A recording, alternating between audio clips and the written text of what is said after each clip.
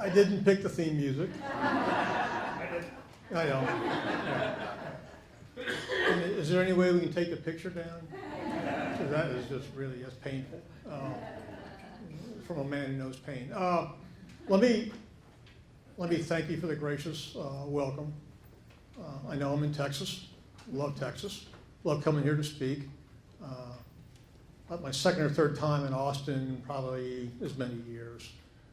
And it's we spent some time in Portland, Oregon, so it's maybe not politically, but as weird as it gets, it's pretty even.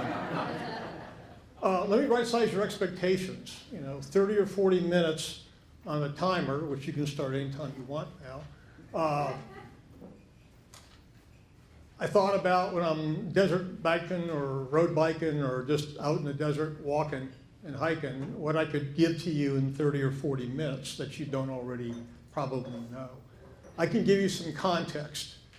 I would be kind of remiss if I didn't talk to you about the beloved military decision-making process or model.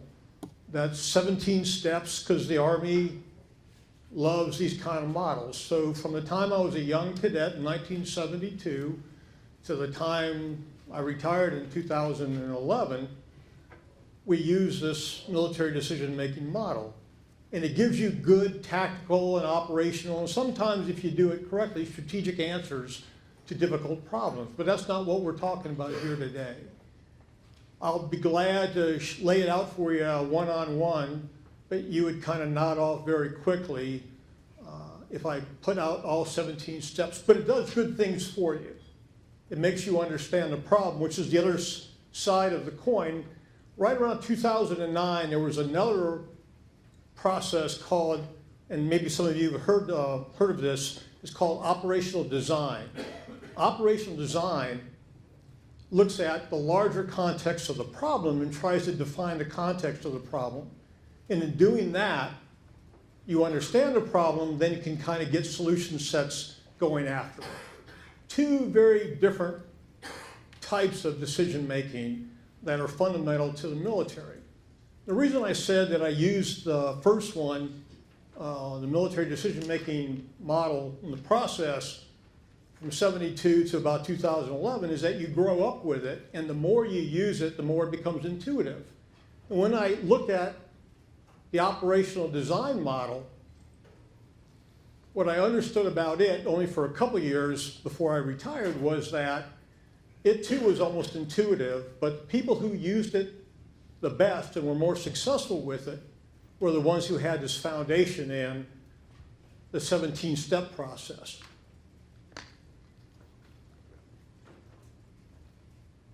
So as much as we love our processes, there's not much I can do with the remaining time to give any of that to you. What I do want to talk to you about through a couple different stories is how do you keep and find your way in and among those tough decisions? And the thing that I kind of focused on almost every time, I had the fortune, a good fortune as Special Forces, to be allowed, and when Sean was talking about operational detachments, Alpha and Bravo, those are two different organizations. A Special Forces A-team is a 12-man A-team, 12-man team. And Charlie Hooker back there was on A-teams. Everybody starts with that. As an officer enlisted, starts on A-teams, 12 men. And then you have a B team, and a B team is a collection of 6 of those. It's a company, just organization. But when I was a major, I had the opportunity to deploy as a detachment on my own away from higher headquarters. And everybody who's been in the military knows that's one of the fundamental things you look for, is that independence and autonomy, to be away, far away from higher headquarters. Okay? So to be allowed to do that and to be on your own, to me, was I was earning my autonomy and my independence every day and on these missions. So got to do that in an 18-month period, got to deploy my company and my teams and other people's teams 6 different times throughout the Pacific Rim on my own. Felt pretty good about that. And this seems to be the track record that I got to grow. Because when I went down to Haiti, now I had a battalion, which are 3 times the company size, so about 200 and almost actually had 320 men and women, men in the battalion at the time. Down in Haiti, we were on our own on the mission for the UN mission in Haiti. And later on, probably no longer than about 3 years, I was in Bosnia, and we had the entire country, special operations in the country. And then we developed an emergent mission in the Philippines when 9/11 happened. So we went down to Mindanao and below to help rescue American hostages and kind of take back that part of the Philippines for our treaty partner. Very quiet, not very well-known mission, which I'm kind of proud of that, actually. But in and among all of those missions, whether it be through the Pacific or in the southern part of the Philippines on our own, or in Haiti or Bosnia, the first thing I did as a commander was to take a look at two things: the operational environment, trying to understand what I was getting into, what the key facts and assumptions were, those kind of things. But also, if it was a continuing mission, I would look at what was the ongoing mission and what were we told to do. Because how many have you been in organizations where you showed up and you started questioning some of the issues and somebody says, hey, don't bother with that, we've always done it that way.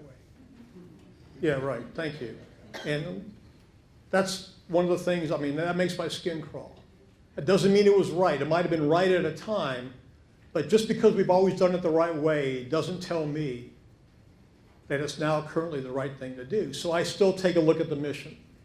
I try to understand the mission. I bring people in. Am I the smartest person in the room? Not even here would I ever claim that.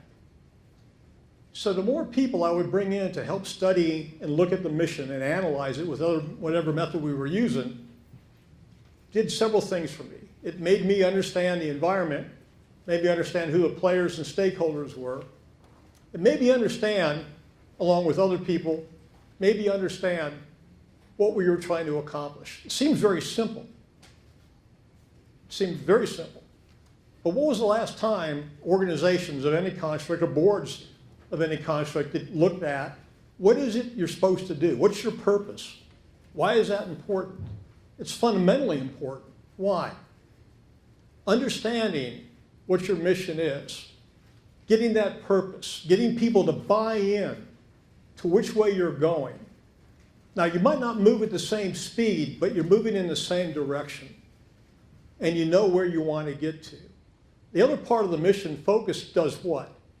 It allows you, as a leader, to define success. You have to know what success looks like.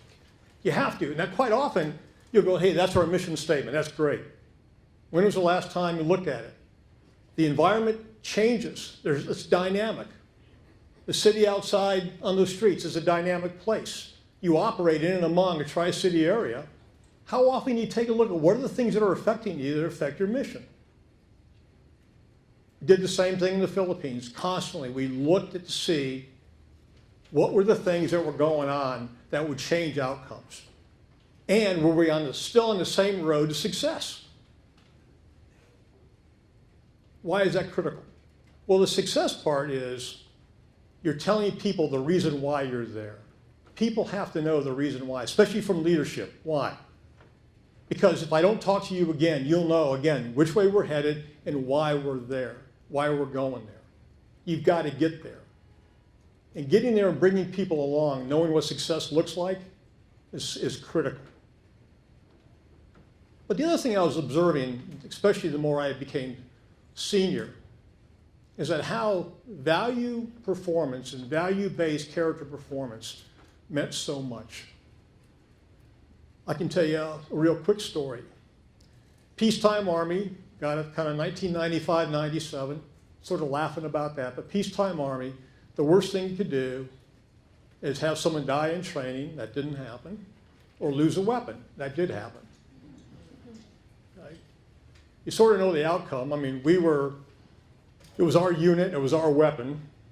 Somehow we were blamed for a situation. It doesn't really matter how it unfolded, but we lost an automatic weapon. Never, good cringe, never a good thing. But as you can tell, I retired as a 3-star, so it kind of worked out okay, right? But let's forget about that part. regardless of, and it was investigated, regardless of the process, this is where the values come in.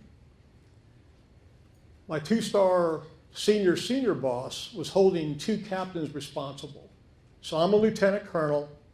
I've got 20 years in. I can retire as a lieutenant colonel. I've done all the right things that our agents from, used to be USPA, IRA, told us to do. We gave money away every year, every month to mutual funds. We haven't touched it. We were disciplined and all that.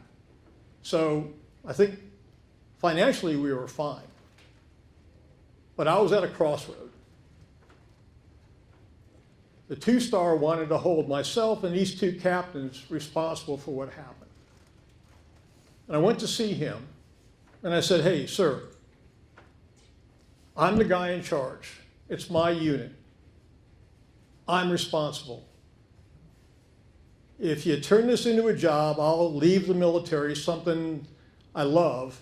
I'll leave the military and I'll go get a job. But in the interim, because I'm the guy responsible, I'm the leader, my anticipation is they were just doing what they were supposed to do. They did nothing wrong, and they didn't. They were not negligent. They were not grossly negligent, simply negligent. They didn't do anything wrong. They followed, but circumstances being as they were, we were being held responsible. That falls to me. I'm accountable now. Not just responsible, I'm accountable. I own it. Now, how many times can you fall on your sword? What, once? Right? Once. Why? It's fatal. It's fatal. I mean, you know, people don't ever finish that. You only fall on your sword once. You go, yeah, why? It kills you. But you have to know, and this is where the values come in, you have to know who you are. You have to know what's important. And while I looked hard at the mission, the other part of what's important are always the people. It's the people you lead. It's the people you've been given to lead. I mean, believe me, I took seriously, very seriously, having to go to somebody and say on behalf of the United States and grateful nation, present a flag. But you also have to believe in what you're doing to be able to do that. So there was a reason why I retired in 2011. I couldn't do that anymore.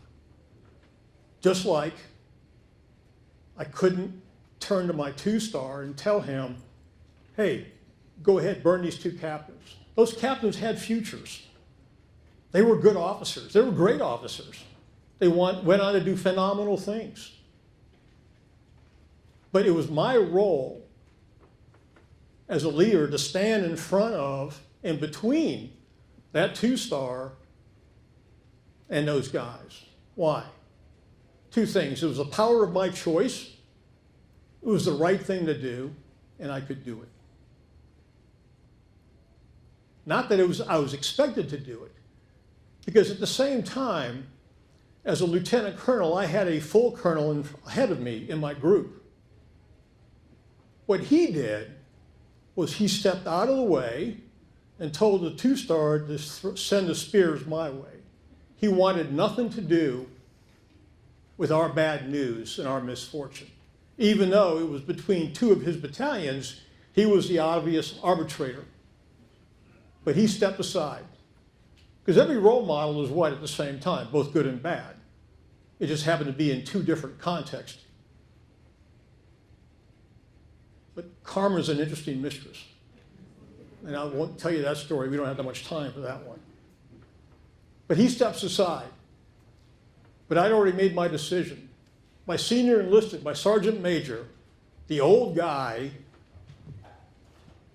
who you go to for advice operationally, sits me down one day and he says, hey boss, this is a guy that I really respected and admired. We had a really, really good relationship. He said, hey boss, do you know what you're doing? I said, what do you mean? He said, you are getting ready to throw away your career. I said, really? He said, yeah, you are. This is not going to turn out well for you if you do what you said you're going to do. I said, let me ask you this. We've been together for 2 years. I've been telling you and the rest of the men that I would do anything for them to earn their loyalty. That it's my job to take care of them. It's my job to intercede on their behalf. And now here's this opportunity to do just this at the cost of my career. And you think somehow I can't do that? I have to do that. Not only do I have to, I'm compelled to do it. Why? I said I was going to. They believe me. If I don't do it, I become that guy who stepped away and say, shoot at them. I can't do that. He said, this is high risk. I said, no, it's not at all. It's not. It's actually reassuring that we're having this conversation. Why? I said, it's absolutely the right thing to do. It's easy. I'm going to do it.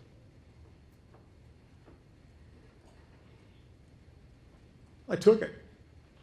Like any good general officer, some of you guys from the military, I had my general officer letter of reprimand. Got a black border around it. But where they file it, did it go into my official file? No. He gave me all 3 copies. My copies for my captains. It went nowhere. Why? Every opportunity,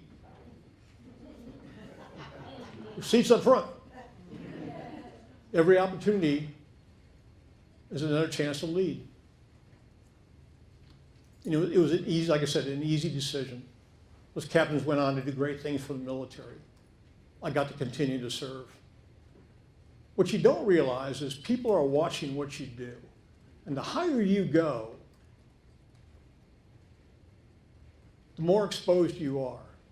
But the more consistent your character is and the foundation of your values.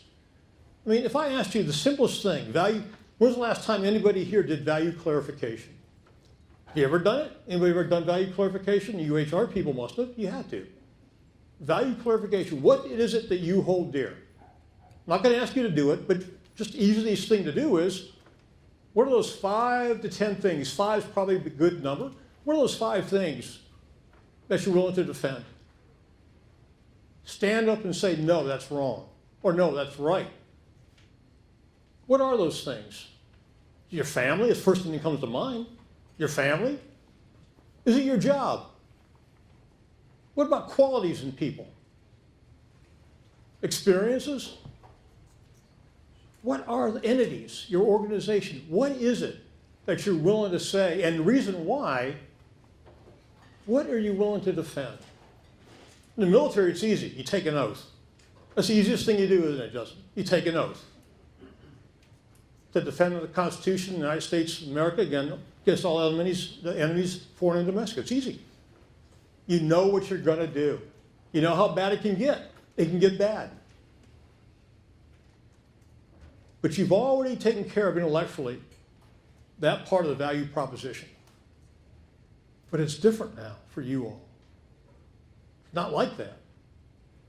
So when was the last time you looked inside and said, what is it I value? What's important to me? What will I defend? How will I get there? So the mission brings you along. It adds that coherence. In some ways it adds discipline because you know which way you're going. And then you put leaders in there. Are they going to be consistently positive and work for the other half of the mission equation, which are the people? Are they going to live those values? That becomes the character. And that becomes the character of the unit, the organization. The neat thing, if you ever get a chance to go to any one of these military organizations around here and witness a change of command, in a change of command, they physically pass the guidon, the flag, the unit colors, from the outgoing to the sergeant major, the keeper of the colors, to the new commander, back to the sergeant major, and post the colors. The commander's already signed, the new commander's already signed a regulation that says, hey, I assume command effective this date. The reason I ask you if you ever get a chance to go to Fort Hood or anywhere else around here that does some of those things, one is the obvious esprit, but if there's a questionable commander that's leaving, and some of you who've been in the military know this, and as soon as that guidon is taken from that person's hand and given to that next person, the entire formation, the unit that's on parade, stands a little taller, gets a little prouder, and says, "Phew, we made it." that guy's gone. This guy's supposed to be good. Let's see what we can do. Is that true? True. Thank you. It changes completely. So you think it doesn't matter? Leadership absolutely matters. In the deepest, deepest part of your organization, it matters.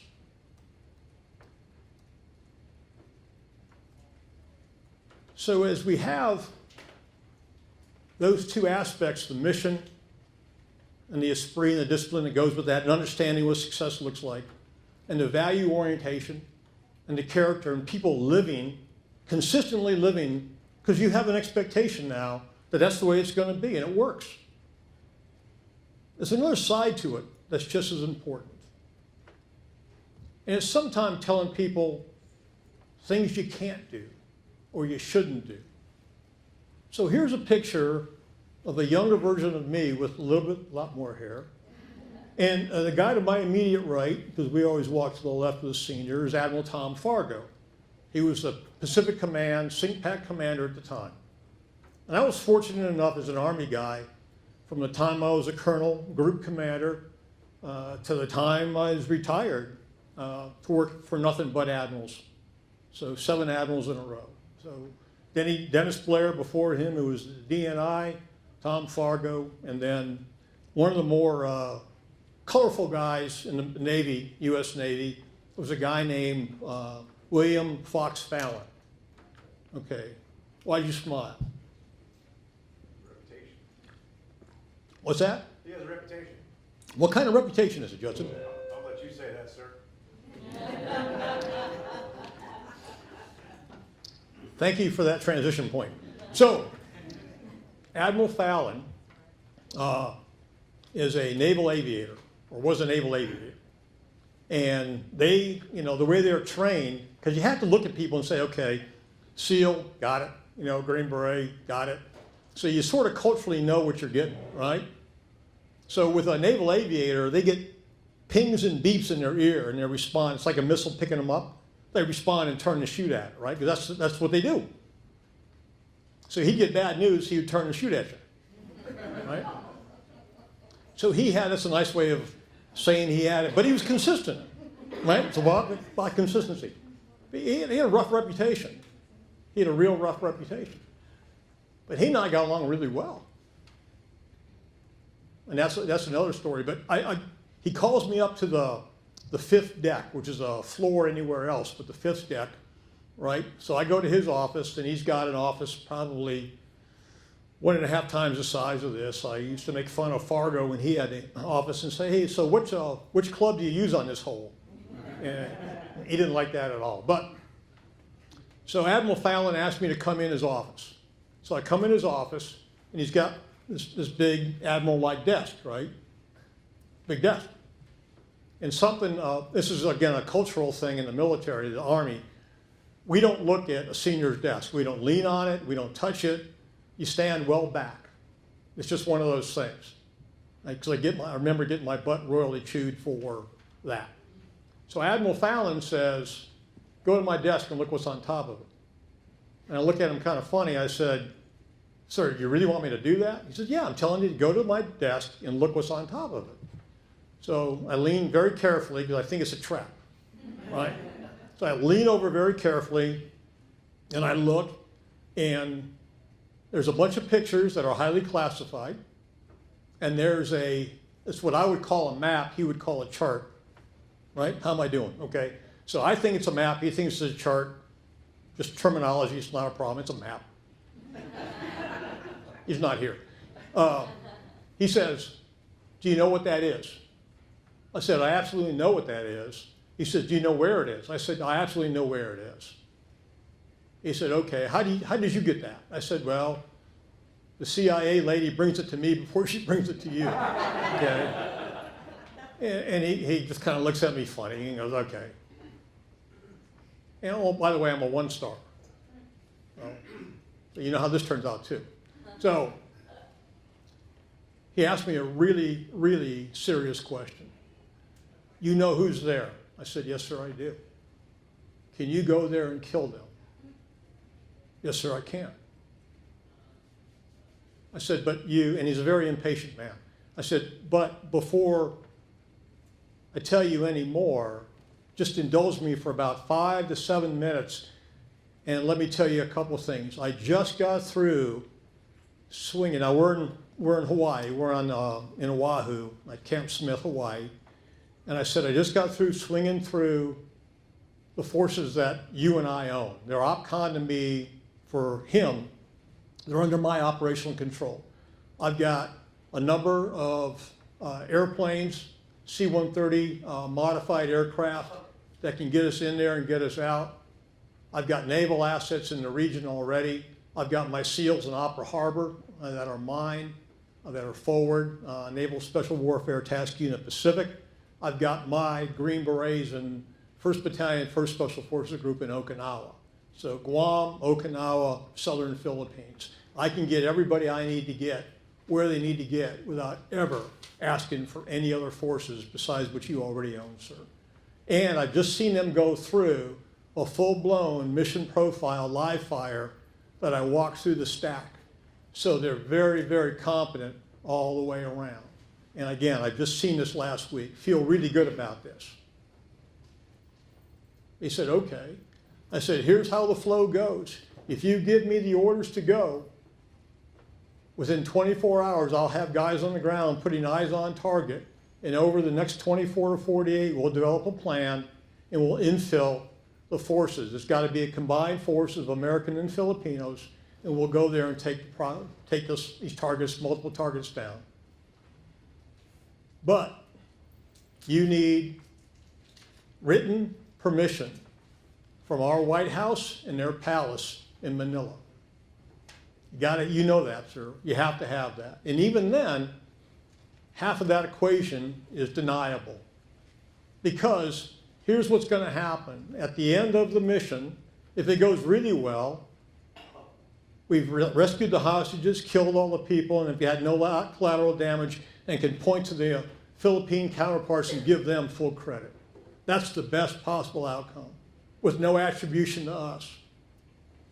The worst is all the hostages are dead. Some of our guys are dead, and it's been a huge stain on our military might. But regardless whether it's A to D or E or F,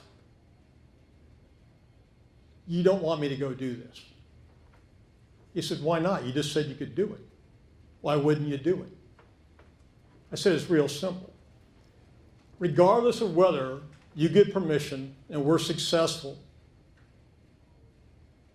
what ends up happening is you would have changed the diplomatic, military, and maybe even economic dynamic of America and the entire region of the Pacific for the next 40 years. We would have violated somebody's sovereignty just to get those assholes. Now you tell me you want me to do it. I'll go do it, but you'll never ask me to do it. It's the wrong thing to do long term. So sometimes, and saying that to a guy like Fallon, I'd like to tell you it was uncomfortable. It wasn't. Why? I had plenty of practice of doing the right thing. It was easy. I'll do it, but you'll never ask me. You won't. Because you know deep in your heart it's the wrong thing to do. Well, he's a 4-star, I'm a 1-star. So what's he do? He slumps in his chair, he looks at me, he's not disgusted, but it's borderline, right? Could be disgust, but he knows it's true. So we now have a different relationship. Because I told him I was going to do something he wanted me to do. I'm not going to do it. I would, but he's not going to ask me. I know it's a pretty safe bet. He knows I'm right. He hates that I'm right. Hates it. Why? He's a 4-star. He's a typical Navy guy. Different, but you know what I mean. No, well, we're the same way. These guys get imperial and you kind of go, really? Okay, here we go again. So he thinks for just a minute and he goes, okay, I get it. You're right. So how are you going to do it? I said, and I knew what I meant. It wasn't what I laid out. I said, here's what we're going to do. We're going to take a fair amount of time the next couple of years and train them to do it. They'll do it within the confines of their laws, within their authorities, within their own battle space. They'll do it. 2 years later, I link up with him. He's now left PACOM. He goes to Central Command. I link up with him. And I said, hey, you know, we did it. And because he's a 4-star, now I'm a 3-star, so it doesn't matter. He's got all those. He says, yeah, but what took you so long? And I thanked him for his strategic patience, because that's what it really cost him, nothing more than that. But the last bit, you know, you're a 1-star in a 2-star command, but and I think what I realized when he and I had this dialogue was I didn't care about what happened to me. I cared about his command. He understood that. It wasn't about whether we could or not. I mean, what bravado guy wouldn't want to go, yeah, we'll go there and do that? There are times when you have to tell people, no, you can't, or no, you shouldn't. What's that all about? That's all about values. That's all about understanding the plight that he's in and understanding what I can do for him, but also saying we're still going to get there. It's just not going to be on the road you want us to take right away. And he got that. That became the reputation of the unit. That became the reputation of us. We don't say no to missions. That's kind of why we are where we are now. We're kind of overextended. But we don't say no. But we will think hard about how to get there. That kind of rolls into character matters. Character always matters. But character without values, and without clear values, and without a clear mission, you're just out there flapping in the wind. You have to know where you want to go and why. And are you on the right path to success?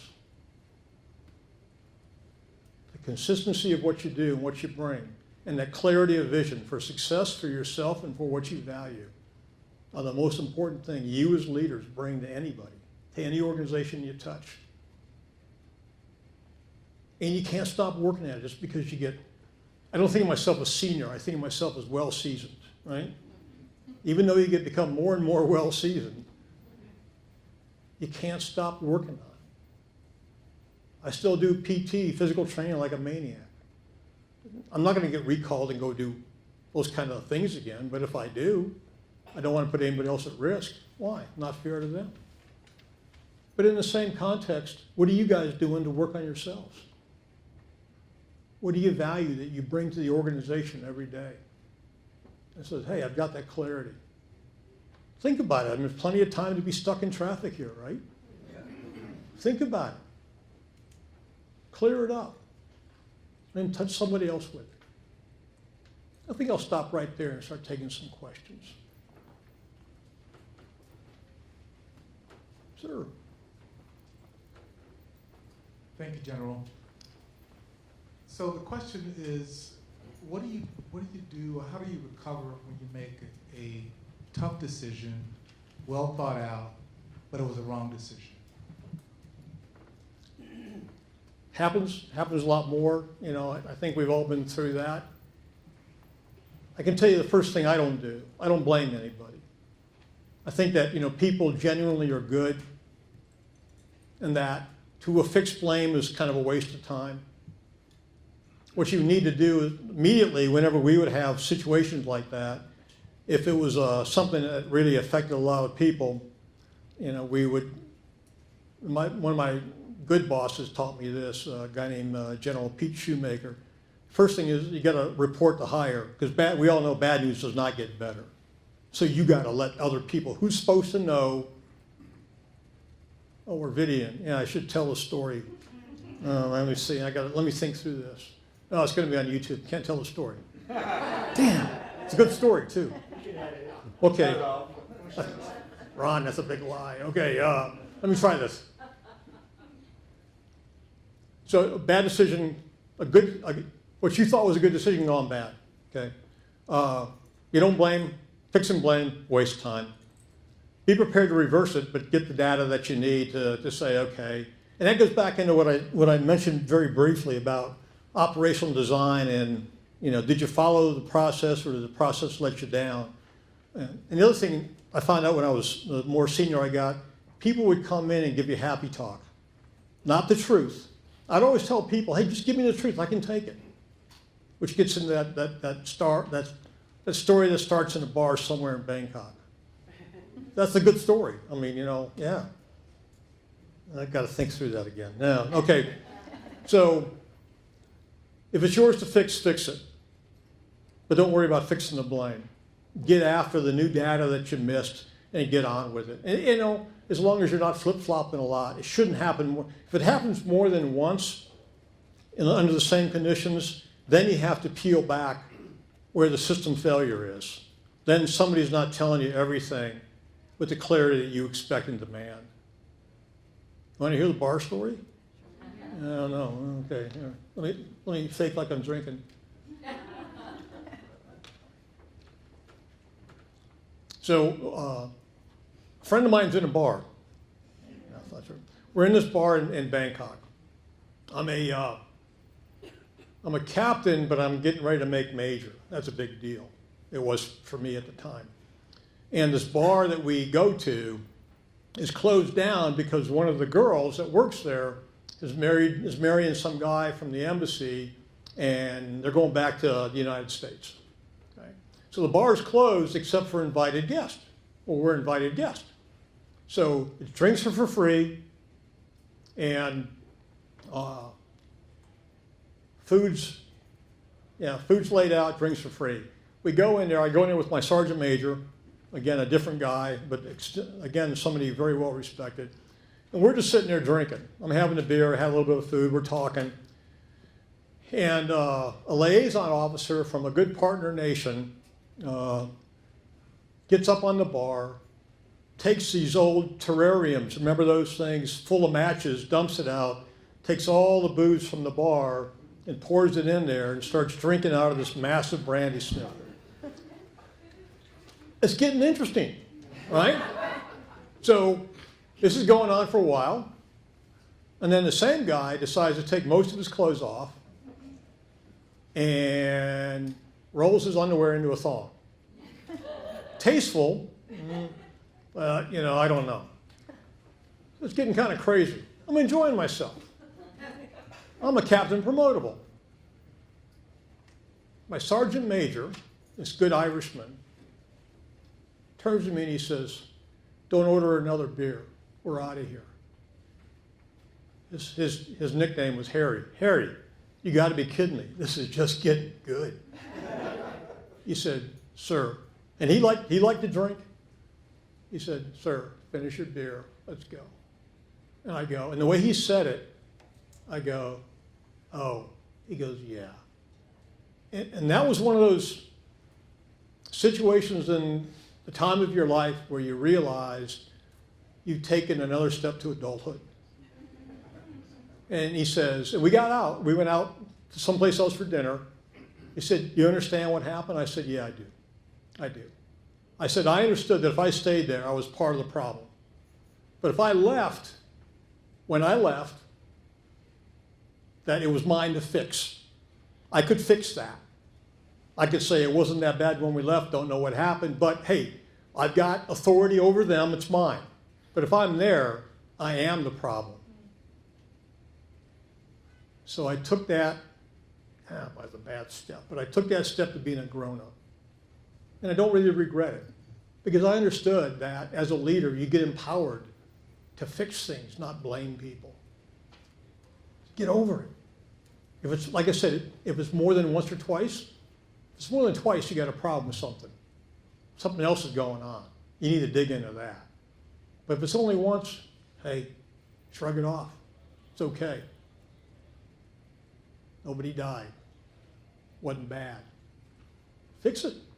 It's yours to fix. But being in that bar and staying there, bad move. Learned it right away. Stayed with that. It's a good call. Harry was a good sergeant major. Very good sergeant major. Question? Red?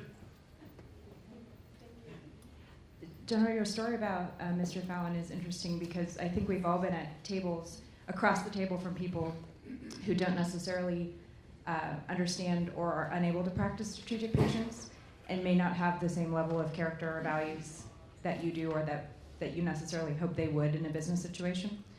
And so interesting to hear what your perspective would be, not in that particular situation, but just more generally, if somebody seems unable or unwilling to meet you at that level of maturity that's needed, or just is not willing to exhibit that, and yet you do have to come to some degree of compromise. Yeah, that's a tough one. It's obviously a tough one.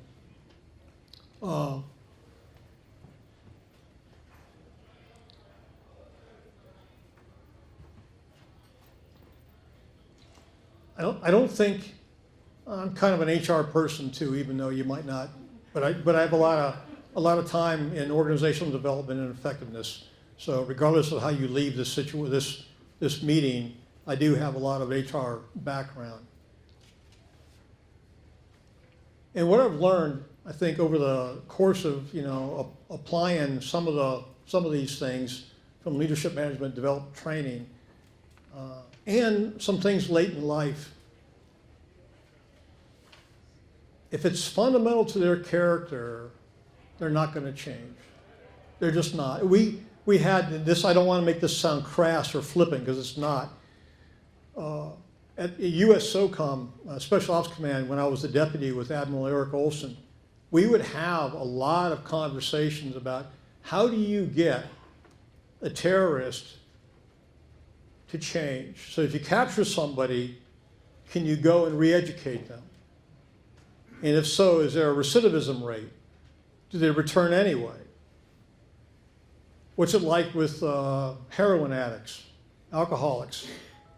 And what we sort of kind of came full circle with is that, people who in their believe that we're all infidels or whatever it might be, but they're there to either convert us or kill us, they're not going to convert either. So there comes a point where you understand, and that's kind of, if you're doing things from a value-based proposition and the other person isn't, you might want to just ask them, what's it going to take to get you there? You might just want to throw it all away and say, look. But you say, hey, look, I can't, I'm not going to be able to come off of what I'm telling you because of this. Well, it's a complete violation of my integrity. It's a complete violation of what I believe in. This completely disrupts my values. And if you're convinced that your values, now, if there's room, fine. But generally, when you're talking about values at the age that we are, you know who you are. You do. Do they know who they are? And just ask them, why is this so important? Just tell me. I need to understand it. Tell me what it is I'm missing. I had somebody call me up one time. I did a very bad, wasn't bad, but I did one of the most difficult things I did in my life was to do an expose on a personal issue with opioids. Okay, it almost killed me. So that aside, somebody calls me up and says, like about 2 years later, can you go talk to this retired 2-star reserve general in New York City? He's drinking himself to death. And the first thing you want to do is rush to go help, right? And I go, and my executive officer guy I really, liked a lot, very, very good. He said, hey, sir, listen to this. We were just on the phone with this guy's family, and it's very bad. And you go, okay, let me try to understand it. So we worked around, never talked to the guy at that point. And I go, well, wait a minute. He's 70 years old. This is who he is. This is what he does. Why do you think a guy who doesn't have a relationship with him at all, it just happens to be a senior general, is going to come there, meet him in a bar, and ask him why he's drinking? What good is that going to do? Is that going to change him? No. Is that going to confirm that people are worried about him? Maybe. But is that going to change anything? The answer is absolutely not. Because I understood that you can't get anybody to quit something like that until they want to do it, not because somebody gives it to them. So at a certain point, you're going to have to ask that person, and it might shock them if you do that. It might be what they're looking for. Meaning, hey, tell me what it is that you value more than this, because that's what I value. Tell me how we're going to get around or through that. And if there's no space, then there's no space. That goes back to the earlier question about, hey, if something failed, it failed. Okay, Got it, not gonna work. That might be enough too. But there are some people you're just not gonna get around and haven't, nor do they wanna think about their character value proposition. They just don't. That probably wasn't a very good answer. It's as close as I can get. There you go. Thanks. General, thanks for sharing your perspective on how challenges can create those great opportunities for positive pressure. Hoping you can share with us some recommendations on how to groom that craving for personal growth, branding of integrity with our junior executives, even family members, younger folks, how to like the positive pressure of challenges. Yeah, you know, as much as I like organizational development and organizational effectiveness and all that, you know, the HR stuff, after I would teach a course and feel really good about changing people's lives, I'd come home and try and work it, and my wife would go, "Don't bring that stuff in here." You know, you go, okay. Yeah, stop. I think there's always room for integrity. I mean, that's one of those things I don't think ever goes out of style. And that goes back into the more you do it, the easier it gets in some ways. But people then expect it. And I probably didn't do a great job, but in my notes, I think the reason I was allowed to do as much independent operating as I did is I was trusted. They knew I had standards. They knew I would not violate those standards, and the people were supposed to, and those are for me, they're not for everybody else. And that those are my standards, I'm going to live up to those and exceed those standards, and I want people to be kind of be swept into that vortex. But it's also what you allow. That's the key thing. I had one time when I had that battalion where we lost the weapon, I was a lieutenant colonel, I had a major call out another major at a staff meeting in front of me. And I stopped it. I mean, stopped it. And I looked at him and I smiled. And I don't smile often. And the guys who knew me knew this was a bad sign. And the guy who started that, who did the ambush, I looked at him, I said, "If you ever do that again, publicly, to anybody here, you no longer work here. It's that easy. You got a problem with him, you fix it before you get in here. If you can't fix it, then bring it to me, but not publicly. I'm not going to do that. I'm not going to play. Test me. I don't care. I'll make it stick. You set the standard by your behavior. You make them live to it." And, you know, you'd be surprised, like with the Fallon thing. You can get people to play up to, I mean, he got it. He understood it. We had a really, really, and still do, a very, very good relationship. Why? He knew what he was going to get from me. I was going to be honest with him. As difficult as that was, he was going to get that. That's the expectation. That's why you get to be independent, because you're going to do that. And they know. They know. I have a very bad, I don't mean this, I have a very bad reputation in Special Forces and in the Army of being a difficult person and being a taskmaster. It's absolutely true. But when you go to combat, that's what you want. You don't want somebody who's soft and easy. That's okay. Don't worry about it. Now work around it. No. No. So, and you know, that's another reason why it was time to leave. I knew it. You know, I always knew when it would be time to retire, and I did. So, question?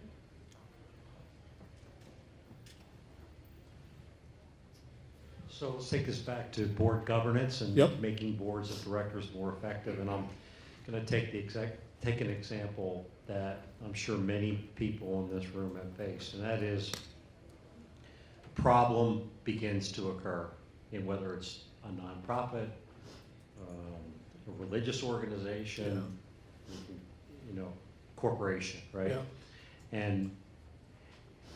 And all of the problem is beginning to occur, and if you have some foresight to it, you can see how it's going to be something that's going to be a huge problem, potentially even take the company down. Right. And you've got this group of directors, right, which is a group of people, right? And one begins to see that this is a problem and wants to bring it to the attention and wants it to be socialized and discussed. It's been my experience that that's a very hard thing to make happen that requires the leadership of one or two people, but critical Yeah. to the success of the business. So I'm wondering whether or not you have an experience or two that would help us understand how you face that issue in your career. Yeah. And it's not a planted question. No, Ron, I get it. So No, I get in it. your career that would help directors in this room have more courage. Yeah. So, one of the bonds that Sean and I have is that we shared, I was just in the process of leaving an organization. I was retired. So, when you retire, especially at a certain rank, they take pretty good care of you transitioning. They want you to transition. They want you to be successful. They talk about nonprofits. I don't do any board work for profits or, for all my board work is, pro bono. Lots of veteran service organizations, a naturopathic college, or the naturopathic college in the Southwest. So I do that kind of work. But one of the bonds that Sean and I had is that I came to do a speech like this for the Sierra Institute, an HR organization that we all belong to. And I was kind of an outsider, but belonged to it because of my relationship with the founders. And we started kind of trading talks about these terrible people that I was working with. I mean, this was a joke. It was terrible. And then he topped it. He had even better stories, which just confirmed what people told me. When I was a lieutenant colonel, I had a friend tell me, he says, and he was already out, he says, when you get out, whenever that is, be careful. What are you talking about? I'm always careful. What do you mean? He says, they will test your integrity and challenge your integrity right away so they can compromise you. What are you talking, really? He said, yep. I said, oh, okay. So I go to this organization. So after I retire, I said, give me 6 months. I don't want to do anything. I just want to kind of catch up on my sleep and, do all those things that the previous almost 4 decades didn't allow you. So this guy, and I knew him, he said, hey, it's been 6 months. It's been 2 months. Yeah. And he starts courting me like nobody's business. So I go there and I said, but look, I'm prohibited by law in terms of the ethics. I can't go anywhere and sell anything to anybody in the Department of Defense for at least a full year. Now it's 2 years. I said, so not sure why we're doing this, but he paid me a lot of money. I'm not sure why. Because I did an assessment, like I told you all here I would do. I did an assessment. I talked to every person in that organization, took notes, and asked him just 3 basic questions. If you were in charge, what would you keep? What would you change? And then the third one, succession training, just can't remember right now. But did all this, and it's just to see what they're passionate about. So you get to learn all about them. You get to learn about their values, critical, and then you also get some good ideas of where the organization is going. So I did this with the notion of changing the organization, because these guys wanted to grow from a $20 million a year to $100 million. I said, I can get you there. But their egos, second row, their egos wouldn't let them, that's what we're talking about, their egos wouldn't let them get rid of and let loose and really put it out to distributive learning and distributive management and empowering down to people. Because people were smart. There's PhDs everywhere. They were doing some phenomenal analytics. But I also find there's a lot of bullshit going on too, a huge amount. And then it came down to, and I'll just jump to the answer, I was with a bunch of men who had no character. And I had never, ever seen that before. I didn't come from there. I came from the military. We trust each other. We might make fun of each other's services down there, which I don't play that game, but some do. But we trust each other. We know each other. We rely on each other. This guy's going to cover my back. Mean that. And I'm here with men without character. And I had never run into that. So the good news is they're out of business. I can write that chapter in the book. The bad news is they affected a lot of people. I left, and they thought I was going to throw them out a third-floor window, which I could have, and nobody would have convicted me, but I would have crossed that line. I would have been as bad as them, right? Wouldn't have done that. So I just left. And this is something I never quite figured out. They gave me severance. And the last 2 months I was there, I quit once in October. They begged me in tears to come back. And I go, okay. And I spent the next 2 months taking money from them, trying to get their board to react. And their board met to figure out what my severance package ought to be. And I looked at them, I go, you guys are idiots. I just got through taking all this money, which I don't care about, and now you're giving me more to leave? Okay, I'll go. But they're gone. Because a year later, I get all these calls from the people I'd interviewed that I had relationships with, and they say, can you help us? I go, sure. Sure. And I helped a lot of them get jobs. Why? They deserve it. They didn't do anything wrong. Men without character. I mean, so yeah, but I hadn't seen that in the military. I just hadn't. Now, I'd heard about it. I'll be honest with you. I'd heard about, someone told me a real serious situation where I was listening to it and my head was about ready to explode. I said, you're telling me this all happened to you? And the guy said, yeah. And it was a 1-star understanding that there were great implications against a 3-star, which turned out to be true. But no one believed it. This is way back in, I want to say 2002, 2003 time frame. But this 3-star was dirty as hell, doing all kinds of weird, you wouldn't expect. So it's unusual. It's unusual. Now, I do believe that there's a relatively toxic environment now in the military. I do. And I think it's because of the way things have been going. And I think that things that I've said here today might not be as well received, but that goes back to maybe it's time to get some of that stuff fixed. First question about, fixing things. Not blaming, just fixing. But, we've been running hard for a long time. It's hard. I mean, it's 18 years now, especially in the special operations. There's an article that came out from Barbara Starr, CNN, last week about the suicide rate 3 times, SOCOM, Special Ops Command. Yeah, true. People try to deny it. That's real. It's terrible. There's a bunch of reasons for it. We're not addressing those reasons. And you can't ignore that. No. Yeah, sadly, there's plenty of examples. There are. But I think you just have to come back to fundamentally, you all have a legacy. It's who you touch and who you get ready to take your position wherever you are in organizations like this and in where you work. Who are you? Because that's your question about branding integrity. You shouldn't have to brand it, you should live it.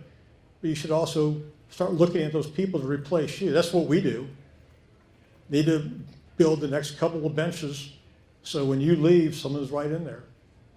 And there should be it's kind of like when the guideline gets passed, they all take, whoa, we got somebody here who's going to take care of us, who understands us.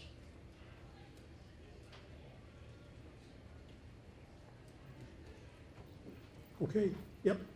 Microphone coming your way. There you go. General, thank you for your comments and thanks for the effort to get here. My question relates to mixing cultures. And boards, for example, when there's a merger and an acquisition of 2 companies. Maybe one's bigger than the other, maybe they're the same size. If you could talk about some of your experiences, maybe in combining cultures on teams to go do amazing things, and some of the challenges that you've encountered, that would be great. That's a great question. Well, I think I can answer it. That's why I think it's a great question.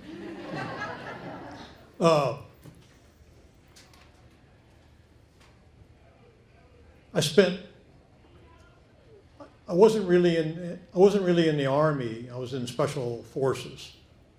So it's kind of like SEALs join the Navy, but they don't want to be on those big gray steel ships.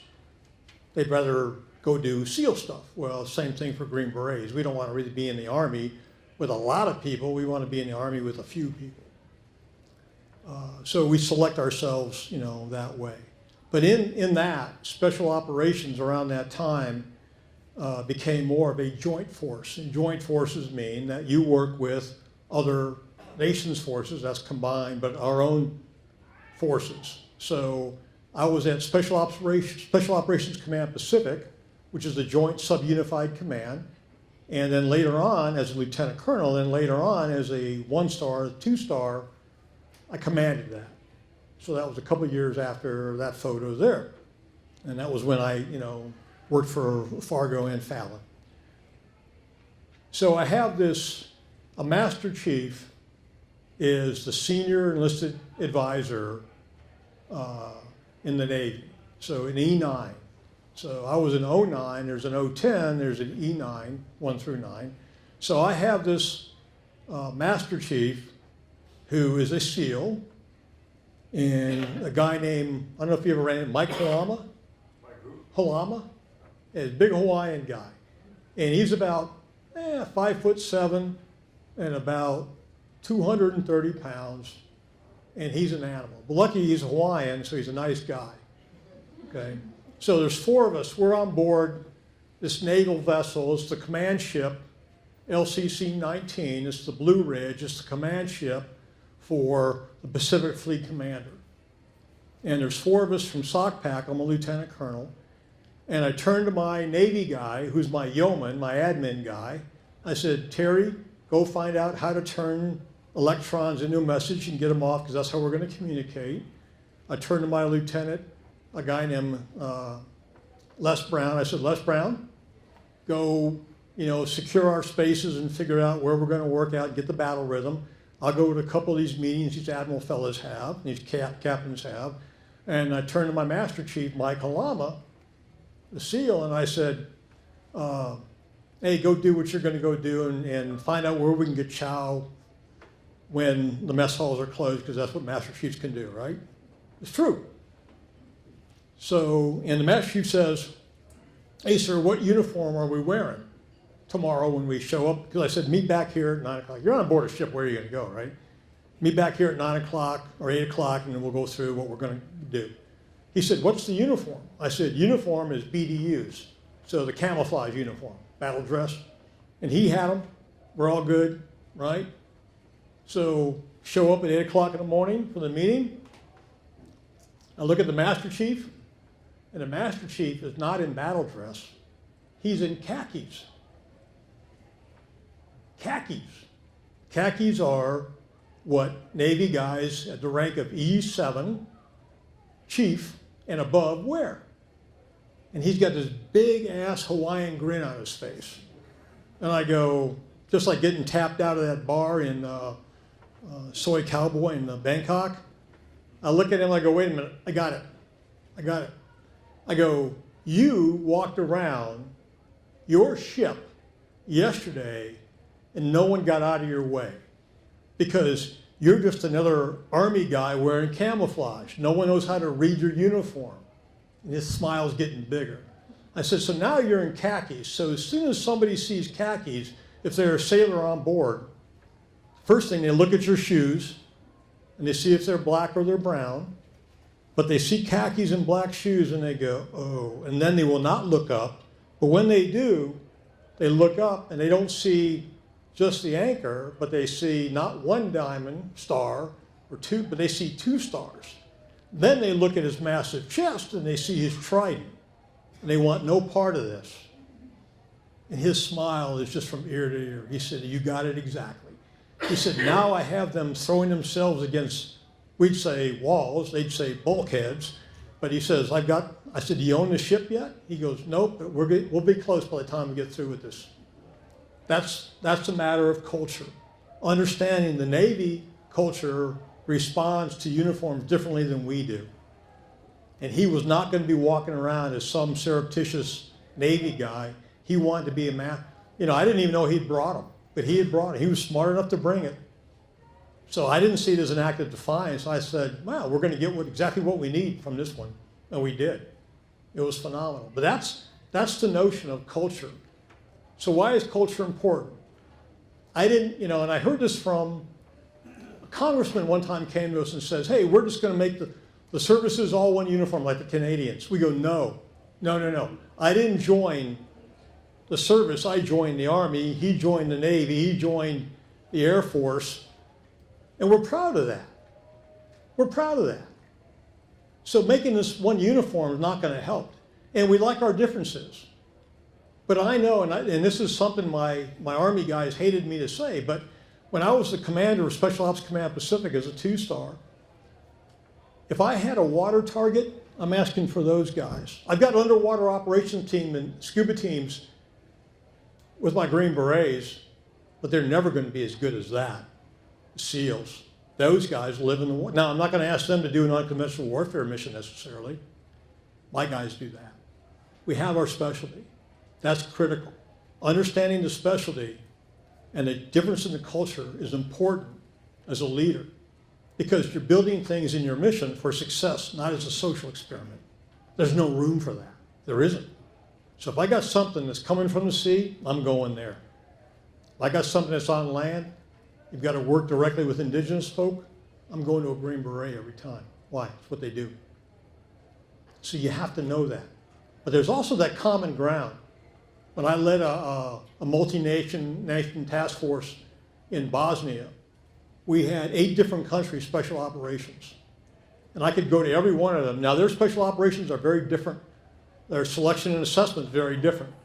But they're all considered special operators. So when I asked them to tell me the truth, I got the truth.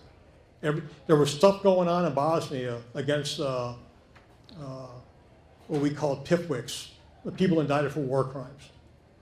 And the countries would do different separate missions. So my 3-star, as a colonel, my 3-star came to me one time and said, hey, I think the French are up to something. Can you find out? I go, yep. I walked away, came back about 2 hours later, about 11 o'clock at night. I go, here's what's going on. How'd you find out? I said, sir, that doesn't matter. But you were right. Here's what's going on. He said, you're right. I don't need to know. I need to know what is happening. I said, there. I went to my French guy and I said, hey, look, tell me what's going on. I hear Felipe's in town. Felipe was their guy who was in charge of their Black Ops guys. He said, let me find out. He did. Came back. An hour later, he said, yep, he's at the airport. That's all I needed to know. They'll tell you the truth. That's part of that commonality, of finding that common ground and saying, look, you're either part of us or you're not. If you're not, it's hard to integrate.